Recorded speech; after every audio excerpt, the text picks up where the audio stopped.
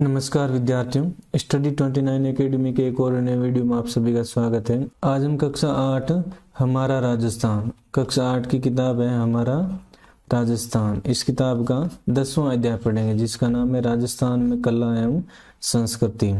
तो इस अध्याय में हम राजस्थान की कला व संस्कृति के बारे में अध्ययन करेंगे। तो इस पाठ को समझने के लिए वीडियो को शुरू से लेकर अंत तक देखें और अपना कोई सुझाव हो तो कमेंट बॉक्स में जरूर लिखें। राजस्थान में कला का इतिहास मानव सभ्यता के इतिहास के साथ जुड़ा हुआ है, यानी मानव सभ्यता का इतिहास जितना पुराना है उतना ही राजस्थान का कला का इतिहास पुराना है। खुदाई से प्राप्त अवशेषों से यहाँ की कला के क्रमिक विकास को सहज ही समझा जा सकता है। यानी यहाँ पर खुदाई में जो अवशेष मिले हैं पुरानी सभ्यताओं के, उनमें हम राजस्थान की कला का क्रमिक यानी लगातार जो विकास हुआ है उसको हम आसानी से समझ सकते हैं। जैसे आहड़ सभ्यता जो उदयपुर में है, कालीबंगा, पचमता, बागोर, गिलूंड, ओजियाना आदि गांव उल्लेखनीय सभ्यताओं के केंद्र हैं। सुरक्षा एवं जीवनोपयोगी साधनों को ध्यान में रखते हुए प्राय नदियों, तालाबों व पहाड़ियों या उनके बीच गांव बसाए जाते थे। मकान प्राय केलू या घास फूस से ढके कच्चे मकान होते थे। समृद्ध व्यक्तियों के घरों में पटशाला, ढालिया, पशुओं का छप्पर, अन्य कोठे आदि होते थे। जो समृद्ध लोग थे यानी धनवान लोग थे, उनके घर में अलग अलग तरह के ये कमरे होते थे जिनको उपयोग के आधार पर उनके नामों से जाना जाता था। नगर या कस्बों की बसावट सुनियोजित होती थी, यानी व्यवस्थित रूप से नगरों को बसाया जाता था जहाँ पर आवागमन के साधन व पानी की निकासी आदि की सभी व्यवस्थाएं होती थी। नागदा, चीरवा, कल्याणपुर आदि कस्बे घाटियों, पहाड़ियों या जंगलों से घिरे स्थानों में बसाए गए। नगर में मंदिर, महल, भवन, प्रकोटा, जलाशय, सड़कों की व्यवस्था होती थी जैसे देलवाड़ा, इंगोद आदि। राजस्थान स्थापत्य कला का धनी है। यहाँ की स्थापत्य कला की प्रमुख विशेषताओं में दुर्गों का निर्माण, हवेलियों का स्थापत्य तथा मंदिरों का स्थापत्य बेजोड़ है। आमेर, बूंदी, अजमेर, उदयपुर, जैसलमेर व कुंभलगढ़ आदि उल्लेखनीय है। ये स्थान है जहाँ पर दुर्गों, हवेलियों को विशेष आकारों, विशेष डिजाइनों में निर्मित किया गया है। स्थापत्य कला में सबसे पहले हम देखते हैं दुर्ग। दुर्ग प्राय सामरिक दृष्टि से और सुरक्षा के लिए बनाए जाते थे। सामरिक यानी युद्ध की दृष्टि से सुरक्षित होने चाहिए, ऐसी जगह पर दुर्ग बनाए जाते थे। राजस्थान को दुर्गों की भूमि कह दिया जाए तो कोई अतिशयोक्ति नहीं होगी। सुरक्षा की दृष्टि से दुर्ग ऊंची पहाड़ियों पर, गहरी नदियों के किनारे अथवा मैदानी भागों में बनाए जाते थे। दुर्ग के निकट प्राय गहरी खाइयां भी बनाई जाती थी जिसमें पानी भरकर जहरीले जानवर छोड़कर शत्रु को रोका जाता था। ये पारिखा कही जाती थी। इन दुर्ग के चारों ओर जो गहरी खाइयां खोदी जाती उनको पारिखा कहा जाता था। दुर्ग शासकों के आवास, सेना व जन सामान्य के लोगों के रहने के लिए भी सुरक्षित स्थल थे। दुर्ग में कृषि, खाद्य भंडारण, वापी, कुंड, जलाशय इत्यादि की पर्याप्त व्यवस्था होने के कारण सैनिक योद्धा कई महीनों तक दुर्ग के सभी मार्ग बंद कर शत्रु सेना को छकाते रहते थे। राजस्थान में प्राय दुर्ग के लिए किला अथवा गढ़ शब्द का प्रयोग किया जाता है।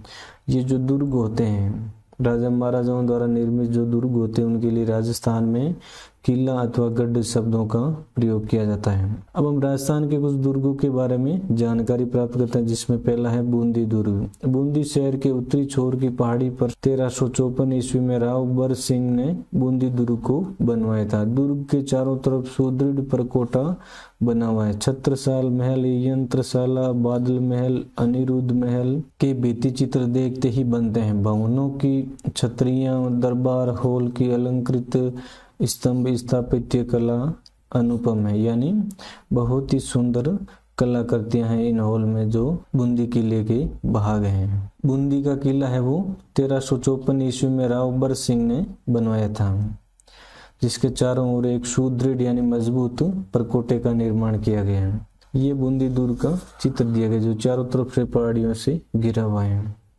अगला दुर्ग है लोहागढ़ दुर्ग। इस दुर्ग का निर्माण भरतपुर के जाट वंश के महाराजा सूरजमल ने करवाया था। इसके चारों ओर मिट्टी की दोहरी प्राचीर बनी है, इसलिए इसे मिट्टी का दुर्ग भी कहा जाता है। लोहागढ़ दुर्ग जो भरतपुर में स्थित है, इसके चारों ओर दोहरी मिट्टी की दीवारें बनी हुई, जिसके कारण लोहागढ़ दुर्ग को मिट्टी का दुर्ग भी कहा जाता है। इस पर कई आक्रमण हुए, लेकिन इसे कोई भी जीत नहीं पाया, तो इसे अजय दुर्ग भी कहा जाता है। लोहागढ़ दुर्ग का चित्र यहाँ पर दे रखा है।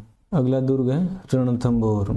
ऊंची पहाड़ी के शिखर पर रणथंभौर का दुर्गम व दुर्भेद्य दुर्ग स्थित है। दुर्गम यानी जहाँ पर जाना कठिन हो, यानी मुश्किल से पहुंच सकते हैं। भेद्य यानी जिसको भेदा न जा सके, जिस पर आसानी से आक्रमण नहीं किया जा सके। तो रणथंभौर का दुर्ग है वो दुर्गम व दुर्भेद्य दुर्ग था। बताया जाता है कि इस दुर्ग का निर्माण चौहान वंशीय शासकों ने करवाया था। रणथंभौर दुर्ग का जो निर्माण है वो चौहान वंशीय राजाओं द्वारा किया गया। इस दुर्ग में नौलखा दरवाजा, हमीर महल, 32 खंभों की छतरी आदि प्रमुख ऐतिहासिक स्थल है। यहाँ त्रिनेत्र गणेश, रणथंभौर दुर्ग में त्रिनेत्र गणेश का प्रसिद्ध मंदिर स्थित है। वर्तमान में यह दुर्ग तथा आसपास का वन क्षेत्र रणथंभौर बाग परियोजना में आ जाने से इसके जीर्णोद्धार, संरक्षण एवं सुरक्षा पर विशेष ध्यान दिया जा रहा है। रणथंभौर का दुर्ग है वो रणथंभौर बाग परियोजना के अंतर्गत शामिल किया गया, जिसके कारण इसके जीर्णोद्धार, संरक्षण व सुरक्षा पर स्पेशली विशेष ध्यान दिया जा रहा है। रणथंभौर के बाद अगला दुर्ग है जालोर दुर्ग। पश्चिमी राजस्थान में सोनगरा चौहानों के शौर्य का प्रतीक जालोर दुर्ग अपनी प्राचीनता व सुदृढ़ता के लिए सुप्रसिद्ध है। पश्चिमी अरावली श्रृंखला की सोनगिरी पहाड़ी पर खड़े इस दुर्ग में 4 दरवाजे हैं।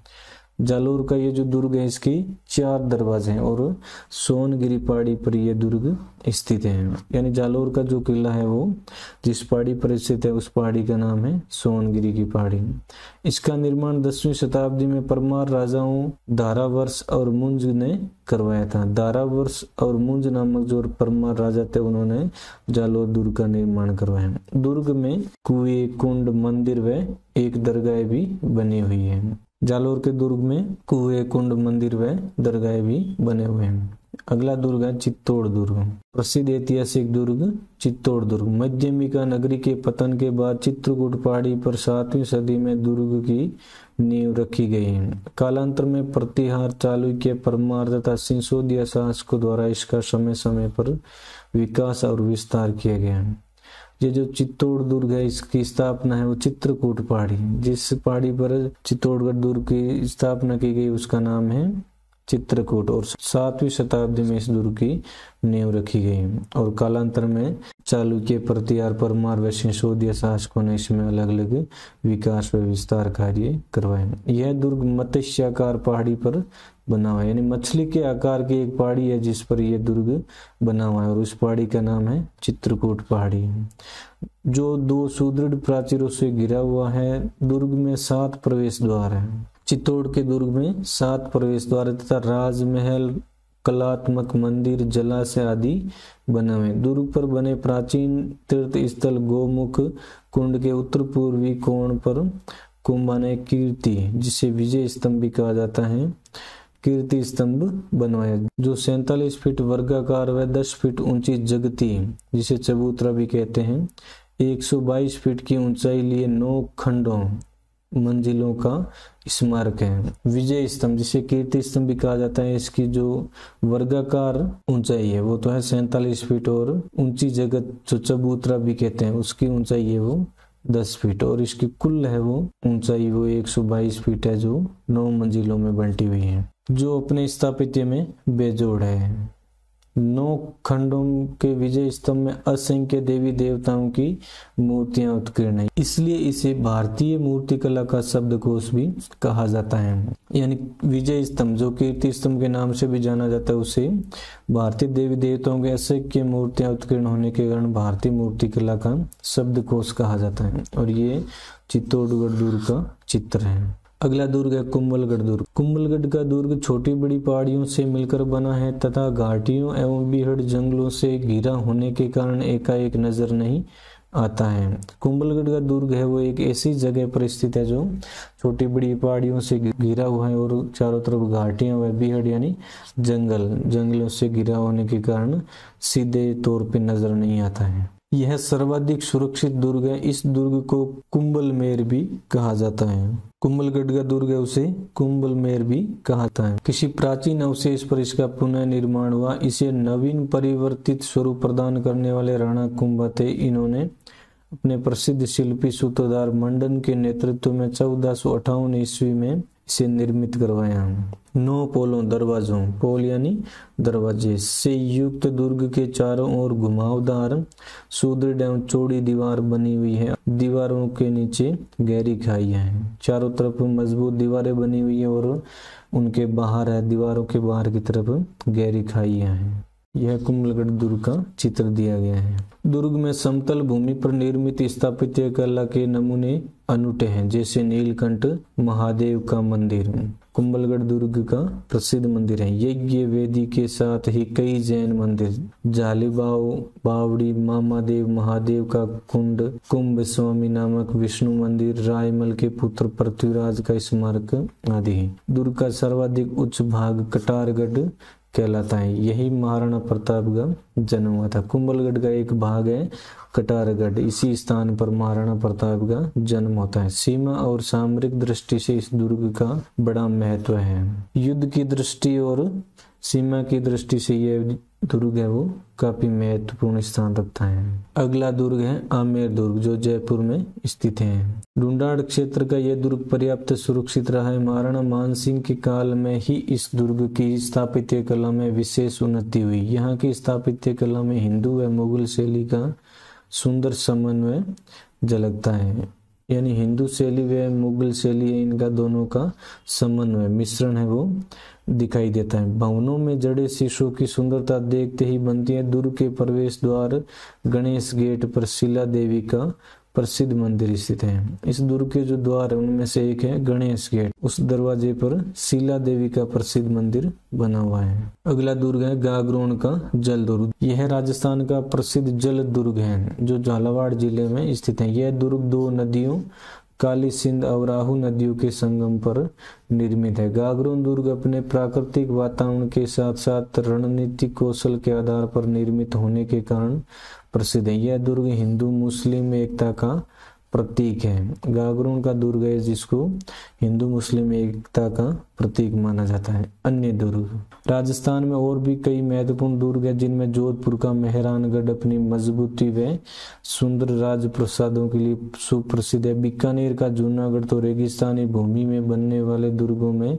उत्कृष्ट है। दुर्ग के अंदर की स्थापत्य कला में मेहराब वाले दरवाजे मुगल प्रभाव के यथेष्ट प्रमाण हैं। जैसलमेर का सोनारगढ़ का दुर्ग पीले बलुआ पत्थर से बना होने के कारण सूरज की रोशनी पड़ने पर सोने जैसा चमकता है, इसलिए इसे सोनार किला द गोल्डन फोर्ट भी कहा जाता है। जैसलमेर का जो किला है उसको गोल्डन फोर्ट, सोनार किला भी कहा जाता है, और जिसका कारण है इसे बनाने के लिए काम में लिया गया पीला बलुआ पत्थर जो सूर्य की रोशनी से चमकता है। दुर्ग के बाद अब देखते हैं मंदिर, प्रमुख मंदिर। मंदिरों का विकास गुप्त काल से माना जाता है, जो गुर्जर, प्रतिहार, गुहिल, चंदेल, राठौड़, परमार, सोलंकी, चालुक्य तथा पाल शासकों के समय में भी होता रहा। राजस्थान में मंदिरों का जो विकास है वो गुप्त काल से प्रारंभ होता है और आगे के कई शासकों तक ये चलता है। मंदिरों में देवी देवता की स्थापना होती है। इनका निर्माण शिल्प शास्त्रों के नियमानुसार होता है। राजस्थान के प्रमुख मंदिरों में निम्नलिखित है। मेवाड़ के प्रमुख मंदिर, राजस्थान का जो मेवाड़ क्षेत्र है उसके प्रमुख मंदिर इस प्रकार हैं। जगदीश मंदिर उदयपुर, सहस्त्रबाहु सास बहू का मंदिर नागदा उदयपुर। ये जगदीश मंदिर है, ये शहर के मुख्य भाग में स्थित है। और दूसरा जो सास बहू का मंदिर है ये नागदा उदयपुर में स्थित है। अगला है अंबिका मंदिर, जगत नामक स्थान पर अंबिका का मंदिर है। श्रीनाथ जी का मंदिर नाथद्वारा राजसमंद। श्री एकलिंग जी का मंदिर उदयपुर। ऋषभ देव का जैन मंदिर उदयपुर। श्री चार भुजानाथ का मंदिर गढ़बूर राजसमंद। इस प्रकार ये कुछ मेवाड़ के प्रसिद्ध मंदिर। अब देखते हैं मारवाड़ के प्रमुख मंदिर। मारवाड़ के प्रमुख मंदिरों में देलवाड़ा जैन मंदिर आबू पर्वत सिरोही, रणकपुर जैन मंदिर पाली, किराड़ू के मंदिर बाड़मेर, ओसिया के मंदिर जोधपुर, हाड़ौती के मंदिर हिंदू मंदिर बाड़ोली रावतबाटा, ये चित्तौड़गढ़ जिले में। शिव मंदिर बड़देवरा बारा, कसवा मंदिर कोटा, कमलेश्वर महादेव बूंदी, सूर्य मंदिर झालरा पाटन झालावाड़ आदि। शेखावाटी जयपुर के प्रमुख मंदिर हैं। इनमें आबानेरी मंदिर दौसा, खाटू श्याम जी का मंदिर सीकर, गोविंद देव जी का मंदिर जयपुर। मंदिर प्राय राजा महाराजाओं, रानियों, जागीरदारों, श्रेष्ठियों, जन सामान्य के, स्त्री पुरुषों के सहयोग से समय समय पर निर्मित हुए हैं। यानी ये जो मंदिर निर्माण हुए हैं, इनमें ज्यादातर मंदिरों का निर्माण राजाओं, महाराजाओं, रानियों, जागीरदारों, श्रेष्ठियों यानी जो सेठ लोग थे उनके द्वारा या जन सामान्य के, स्त्री पुरुषों के सहयोग से निरंतर बनते आ रहे, निर्मित हुए हैं। मूर्ति कला, अगला है मूर्ति कला। राजस्थान में वैष्णव, शैव, शाक्त आदि के साथ जैन धर्म के अनेक मंदिर एवं मूर्तियां प्रसिद्ध हैं। यद्यपि गुर्जर, प्रतिहार, परमार, चौहान, गोहिल शासकों के संरक्षण में मूर्तियों से सुसज्जित मंदिर निर्मित करवाए गए, तथापि प्रतिहारों का विशेष योगदान रहा। शैव धर्म की प्राचीन परंपरा में शिव के लिंग, विग्रह व मानवीय प्रतिमाएं बनाई गई। इन मूर्तियों में महेश मूर्ति, अर्धनारीश्वर, उमा महेश्वर, हरिहर, अनुग्रह मूर्तियों को अधिक उत्कीर्ण किया गया। इन सभी प्रतिमाओं का सौंदर्य अनुपम है। शैव धर्म के बाद वैष्णव मूर्तियों में दशावतार, लक्ष्मी नारायण, गज लक्ष्मी, गरुड़ासीन, विष्णु आदि की मूर्तियों में वेंकुट, अनंत, त्रैलोक्य, मोहन को बहुत खूबसूरती से उत्कीर्ण किया गया है।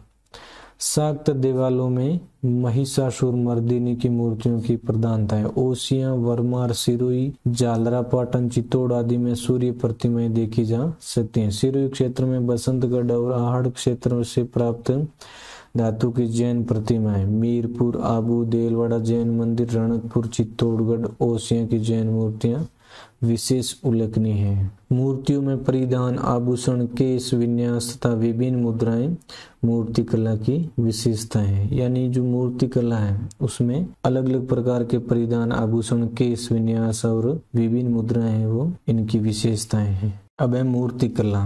राजसमंद जिले के मोलेला गांव के कुमारों ने इस कला को विश्व स्तर पर पहचान दिलाई है। ये शिव, पार्वती, पणिहारी, भैरू जी, हाथी, गणेश, ऊंट, घोड़ा, पुतली, हनुमान, तोता, चिड़िया, मोर, बांसुरी वाला, शेर, मगरमच्छ, मूषक आदि लोग देवी देवताओं एवं जानवरों से सज्जित मिट्टी की फड़ बनाते हैं। ये मोलेला मूर्ति कला के नाम से विख्यात है। मिट्टी की मूर्तियों को आग में पकाकर बनाने की कला को टेराकोटा कहते हैं। ये मोलेला मूर्ति कला के चित्र हैं। अब हवेलियां। राजस्थान में वास्तु नियमों के अनुरूप हवेलियों का निर्माण हुआ, जिनमें जयपुर की हवेली परंपरा सुप्रसिद्ध है। शेखावटी के श्रेष्ठियों ने इस परंपरा को अपनाते हुए हवेलियों का निर्माण करवाया। रामगढ़, नवलगढ़, मुकुंदगढ़, मंडावा, लक्ष्मणगढ़ की विशाल हवेलियां प्रसिद्ध हैं। जैसलमेर की सालन सिंह की हवेली, नतमल की हवेली, पटुओं की हवेली की नक्काशी अनुपम है। बीकानेर, फलोदी, करौली, भरतपुर, कोटा, उदयपुर की हवेलियां भी स्थापत्य कला के अद्भुत उदाहरण हैं। ये पट्टों की हवेली जैसलमेर का चित्र है। हवेलियों के बाद अब देखते हैं छत्रियां। राजस्थान के शासकों, सामंतों, श्रेष्ठी वर्ग आदि ने अपने पूर्वजों की स्मृति में जो स्मारक बनवाए वे छत्रियां तथा देवल के नाम से जाने जाते हैं। अलवर में मूसी महारानी की छतरी, करौली में गोपाल सिंह की छतरी, बूंदी में 84 खंभों की छतरी, रामगढ़ में सेठों की छतरी, गेटोर में ईश्वर सिंह की छतरी, जोधपुर में जसवंत थड़ा, उदयपुर में आहड़ व जैसलमेर में बड़ा बाग की छतरियों की स्थापत्य कला अत्यधिक मोहक है। इन विशालकाय भव्य छतरियों को सुंदर नक्काशी एवं भित्ति चित्रण के माध्यम से अलंकृत किया गया, जो इसकी स्थापित में 4 चांद लगा देती है। चित्रकला। राजस्थान में ऐतिहासिक काल से ही चित्रकला का संपन्न रूप रहा है। इसकी कलात्मकता में अजंता शैली के साथ साथ मुगल शैली का प्रभाव दिखता है। यह कला राज दरबारों तक ही सीमित थी, परंतु मुगल साम्राज्य के पतन के साथ ही चित्रकार राज्य संरक्षण प्राप्ति के लिए इधर उधर चले गए। तब राजस्थानी शासकों ने उन्हें प्रश्रय दिया। मुगल चित्रकारों ने स्थानीय कलाकारों व चित्र परंपरा के साथ काम कर एक नूतन शैली को जन्म दिया, जो स्थानीय विशेषताओं के कारण स्वतंत्र शैली के रूप में विकसित हुई है। ये बनी ठनी चित्र दिया गया है। चित्र शैली से तात्पर्य चित्र बनाने के विशेष प्रकार के तरीके हैं। राजस्थान में चित्रकला की विभिन्न शैलियां अपनी अलग अलग पहचान बनाती हैं। विभिन्न रियासतों में विकसित चित्रकला अपनी स्थानीय विशेषताओं के कारण वहां की शैली बन गई। विभिन्न शैलियों को रंग, पृष्ठभूमि, विभिन्न पशु पक्षियों आदि की दृष्टि से पहचाना जा सकता है। जैसे जयपुर अलवर के चित्रों में हरे रंग का, जोधपुर व बीकानेर के चित्रों में पीले रंग का, उदयपुर के चित्रों में लाल रंग का, कोटा के चित्रों में नीले रंग का, किशनगढ़ के चित्रों में सफेद व गुलाबी रंग और बूंदी के चित्रों में सुनहरे रंग का विशेष प्रयोग किया गया है।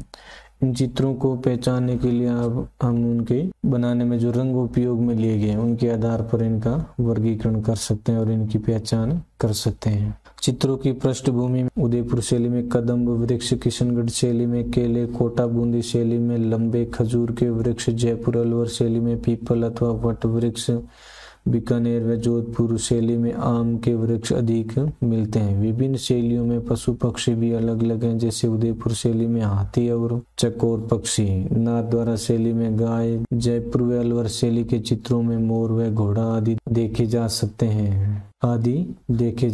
हैं। विभिन्न शैलियों में स्त्री पुरुषों की आकृतियां भी अलग अलग हैं, यानी आदमी और महिलाओं की जो आकृतियां बनाई गई है उनमें भी भिन्नता पाई गई है। किशनगढ़ शैली में बनी ठनी में नारी सौंदर्य को चित्रित किया गया है। आमेर, जयपुर, जोधपुर व बीकानेर की शैली पर मुगल प्रभाव स्पष्ट झलकता है। प्राय शिकार, मनोरंजन के, क्रीड़ाओं व उत्सवों के चित्रों के साथ साथ प्राकृतिक दैनिक जीवन, रीति रिवाज एवं परंपराओं से संबंधित चित्र भी बनाए जाते थे। यानी लगभग सभी प्रकार के चित्र उस समय की चित्र शैली में बनाए जाते थे। अगला है संगीत कला।